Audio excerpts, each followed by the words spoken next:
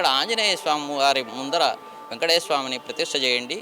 రాబో కాలంలో తిరుమలకు వెళ్ళలేని భక్తులు ఇక్కడికి వచ్చి దర్శనం చేసుకుంటే తిరుమలకు వెళ్ళినంత ఫలం వస్తుందని చెప్పి అంతర్ధానమవుతారు.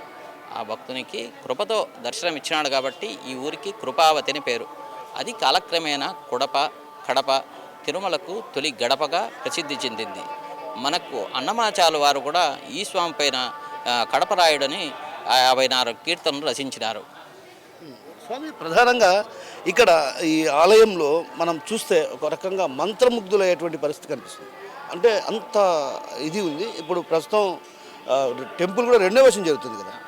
మనకి ఇప్పుడు మన తిరుపతి దేవస్థానం వారి ఆధ్వర్యంలో ఈ 2006 నుంచి ఈ ముందు ఎండోమెంట్లో ఉండేది. ఈ 2006 నుంచి తిరుపతి దేవస్థానం వారి ఆధీనంలోకి వచ్చింది. అప్పటి నుంచి అంగరంగ వైభవంగా నిర్వహించడం జరుగుతుంది.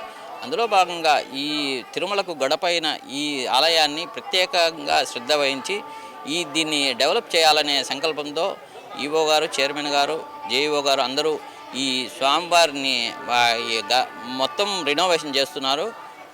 పైన